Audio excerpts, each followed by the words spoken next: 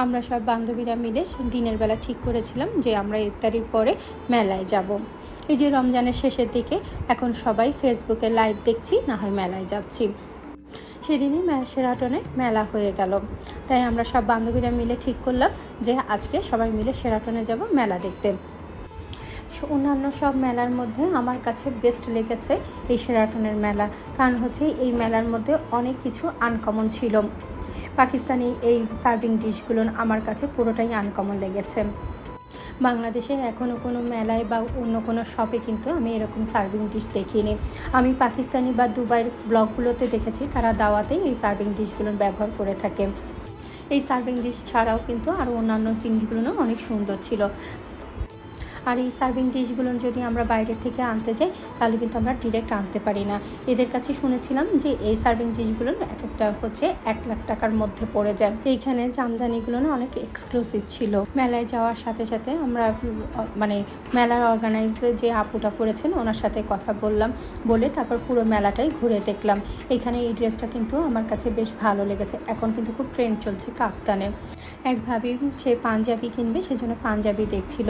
আমিও দেখছিলাম পাঞ্জাবিগুলো, তেমন কোনো কাজই না, কিন্তু এক একটা পাঞ্জাবির দামই 20,000 টাকা করে চাচ্ছিল।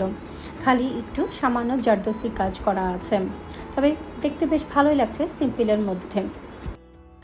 এই মেলাতে দেখলাম গোল্ডের জুয়েলারিও এসেছে, অনেক ধরনের ব্রেসলেট এসেছে, তারপরে চেন, নেক পিস, বেশ সুন্দর সুন্দর ছিল কালেকশনগুলো। আমার কিন্তু ভালোই লেগেছে। আর এই মেলাতে সব হচ্ছে আমি যাদেরকে দেখেছি বেশিরভাগ সব সেলিব্রিটিরাই এসেছে, আর এসেছে হচ্ছে কর্পোরেট ডিপার্টমেন্টে যারা কাজ করেন তারা এসেছে। এইখানে সত্যি এক্সক্লুসিভ সব বুটিক্সগুলো ছিল, দামও সেই রকমই সুন্দর ছিল।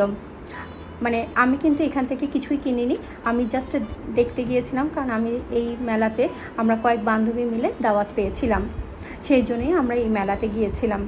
আমরা কিছুই কিনিনি, শুধু দেখেছি। তবে আমার কাছে ভালো লেগেছে কালেকশানগুলো, কারণ আমার কাছে মনে হচ্ছে যে এক এক জায়গায় এক এক রকম দাম।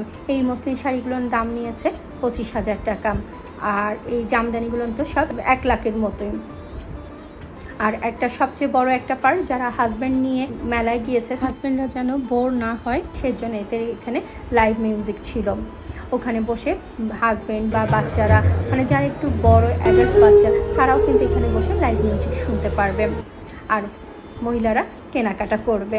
আর এখানে মুলতানি জুয়েলারি কিন্তু অনেক এসেছিল, যদিও আমি এখানে জিজ্ঞাসা করিনি দাম কীরকম, কারণ প্রত্যেকটা এত ভিড় ছিল এবং প্রত্যেকটা জিনিসই অনেক সুন্দর ছিল, কোনটা ছেড়ে কোনটার দাম জিজ্ঞাসা করব।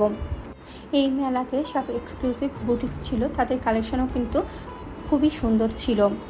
আমি এই মেলাতে জাস্ট ঘুরে দেখেছি, কোনো কিছু কিনিনি, সেই জন্য তোমাদেরকে আর দেখাতে পারছি না কি কি জিনিস কিনলাম। আজকে এতটুকুই। সবাই ভালো থেকো, সুস্থ থেকো, আর নিজের প্রতি খেয়াল রেখো।